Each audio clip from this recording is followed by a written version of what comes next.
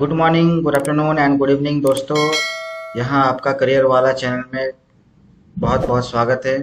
मैं रंजन गोराई आपका हर दिन किसी न किसी नए नए वैकेंसी के साथ आपको अपडेट देते रहूँगा। और आज से हम लोग शुरुआत करते हैं नई वैकेंसी के साथ, जो कि इस सप्ताह एम्प्लॉयमेंट न्यूज़ में दिया गया था। तो दोस्तों चलिए शुरुआत करते हैं।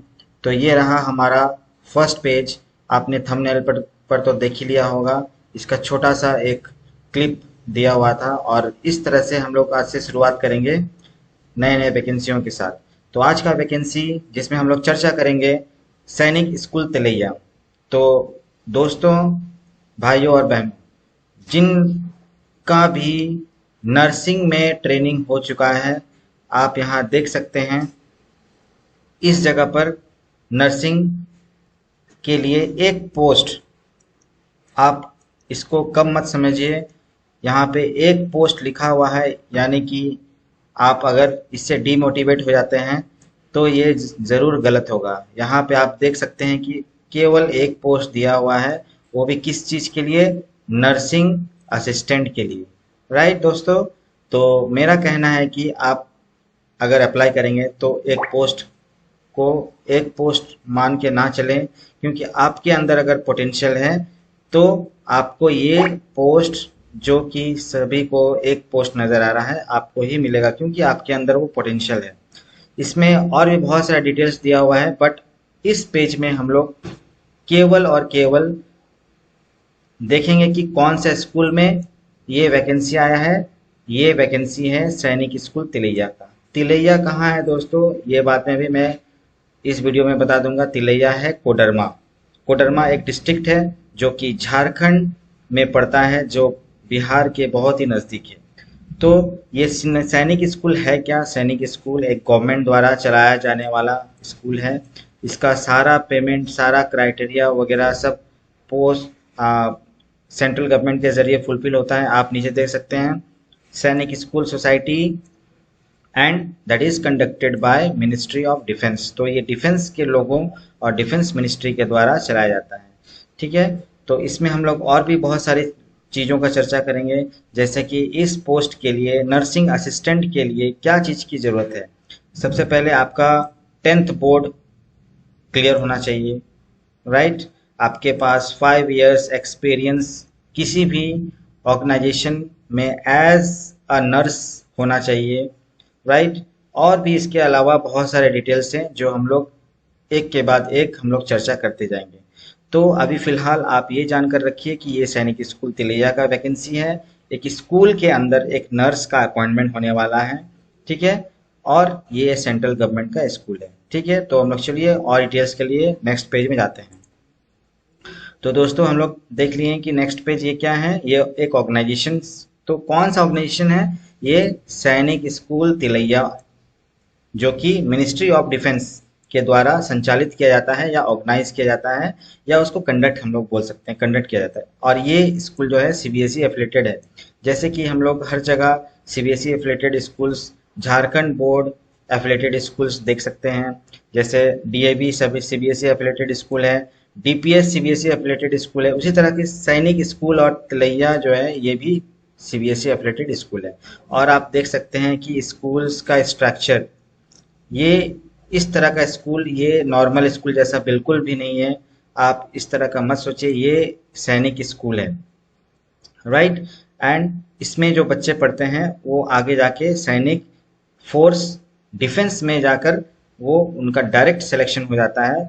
और ये खाली स्कूल का बिल्डिंग नहीं है, ये सारे, इसमें से कुछ हॉस्टल की बिल्डिंग भी है, जिसमें कुछ टीचर्स भी रहते हैं, स्टूडेंट्स तो रहेंगे ही रहेंगे, और उसमें डॉक्टर भी रहेंगे, नर्स स्टाफ भी रहेंगी। अगर किसी बच्चे का ड्यूरिंग हॉस्टल आवर रूम में रहते हुए, क्योंकि वो लोग घर से आना जाना करते नहीं है, ये फुल्ली रेजिडेंशियल स्कूल है, तो इसमें नर्स का अपॉइंटमेंट होता है। क्योंकि किसी बच्चे का अगर तबीयत खराब हो जाता है तो उसी कैंपस में जो नर्स अपॉइंटेड है उनको बुलाकर बच्चे का देखभाल या उनका जो मरहम पट्टी करना पड़ता है वो किया जाता है। राइट, तो इस तरह से आपको इस सेकंड पेज में आपको बता दिया कि किस तरह का स्कूल है और एक ना इसका ऑर्गेनाइजेशन कौन है, ये कौन कंडक्ट करता है। So let's go ahead towards the next page, that is the third page. तीसरा पेज की तरफ बढ़ते हैं दोस्तों। तो इस पेज में हम लोग देख पा रहे हैं कि इसका क्वालिफिकेशन, ये जो है, ये हम लोग इसमें इस पेज में क्वालिफिकेशन के बारे में डिस्कस करेंगे। तो क्वालिफिकेशन क्या होना चाहिए, हम लोग फर्स्ट पेज में थोड़ा सा आपको बता ही दिए थे कि इसके लिए क्या होना चाहिए। सबसे पहले 10th बोर्ड आपका पास आउट होना चाहिए, ठीक है। बट यहाँ पे आप देख पा रहे हैं 12th होना चाहिए। तो इसमें आपको घबराने की बिल्कुल भी ज़रूरत नहीं है। अगर आप 12th पास आउट हैं और उसके बाद आप नर्सिंग का ट्रेनिंग ले चुके हैं तो आपको प्रायोरिटी मिलेगा। इसका मतलब ये नहीं कि 10th पास उसके बाद और हम नहीं पढ़े हैं आगे तो मेरे को निकाल दिया जाएगा, ऐसा बिल्कुल भी नहीं है, ठीक है। तो ये माना जाता है कि 10th पास आउट स्टूडेंट से ज़्यादा क्वालिफाइड 12th पास आउट होता है। तो इस बेसिस पे 12th पास आउट का सिलेक्शन जल्दी होता है। और साथ में यहाँ पे टॉप पे लिखा हुआ है कि 5 इयर्स ऑफ एक्सपीरियंस, राइट। तो 5 इयर्स का एक्सपीरियंस, क्योंकि इनएक्सपीरियंस्ड लोगों को सैनिक स्कूल में उतना वैल्यू नहीं मिलता है। इफ और यदि किसी तरह का एक्सपीरियंस कैंडिडेट को नहीं मिल पाता तो हो सके कि फ्रेशर को भी ये लोग ले लें। तो उस जगह 5 इयर्स एक्सपीरियंस को शायद ही वो लोग इग्नोर करते हैं, क्योंकि वो लोग को एक्चुअली नर्स का ज़रूरत पड़ता है। और अगर नर्सेस नहीं मिल रहा है एक्सपीरियंस वाली तो फिर उसमें ऑब्वियसली फ्रेशर को लेना पड़ेगा और वहाँ रह के आप एक्सपीरियंस गेन कर सकते हैं, ठीक है। आपका एज लिमिट 17.5, तो ये तो ठीक है, 18 के आसपास होना चाहिए।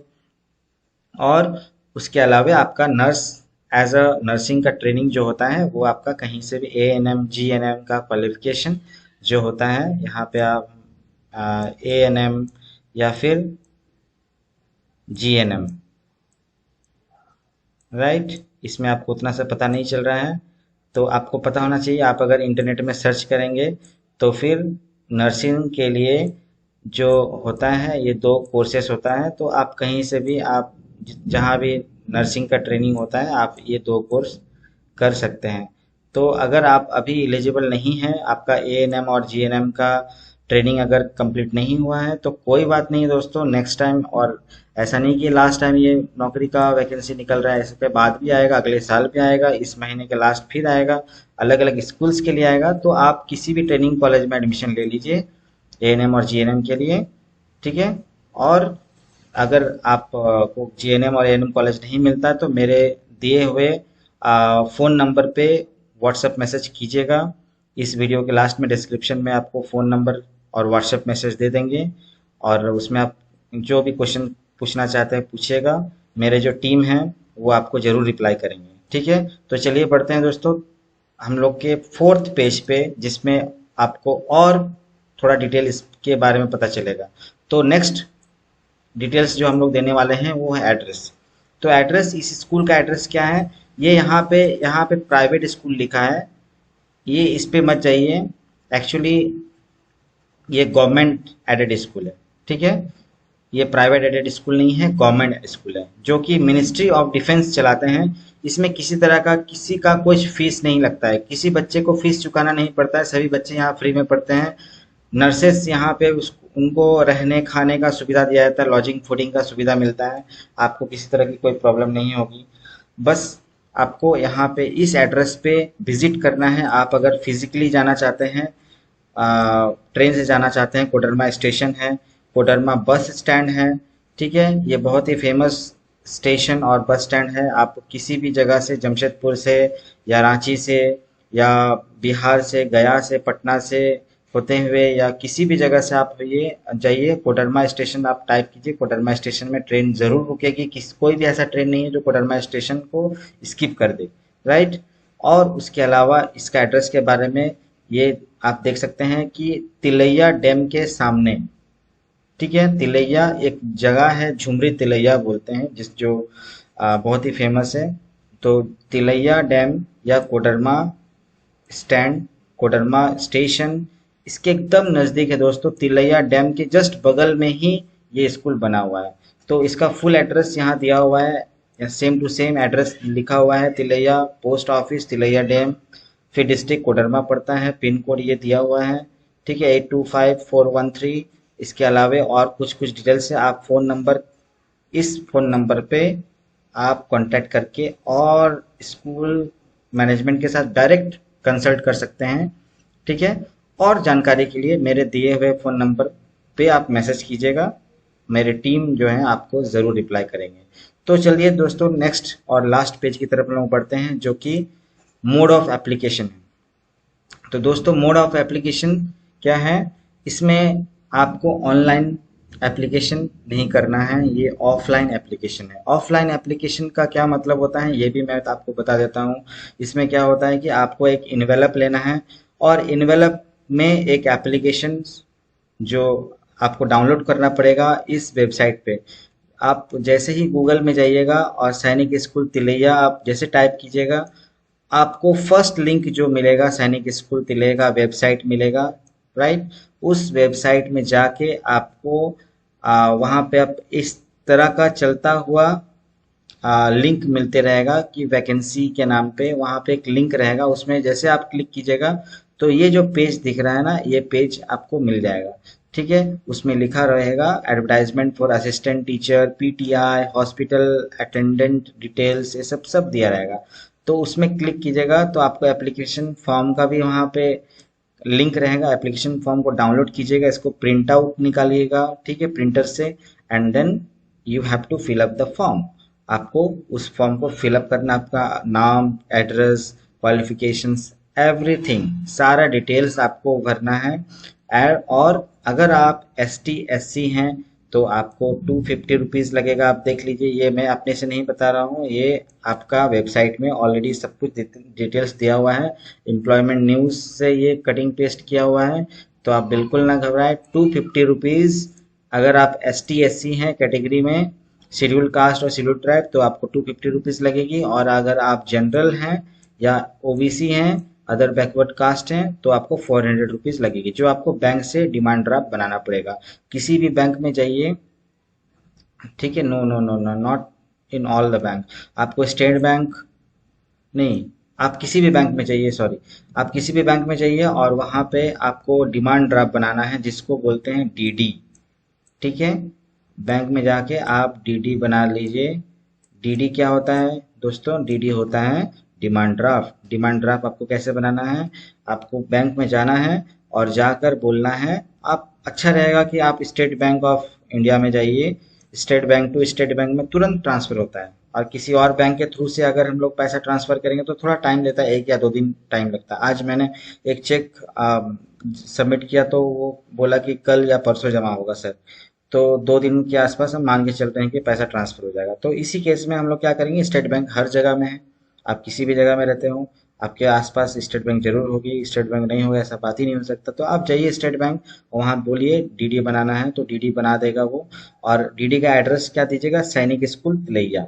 ये देखिए, सैनिक स्कूल तिलैया ब्रांच। आप इस एड्रेस को आप एक पेज में लिख लीजिए, और किसके नाम पे देना है देखिए, यहाँ पे लिखा है इन फेवर ऑफ प्रिंसिपल सैनिक स्कूल तिलैया।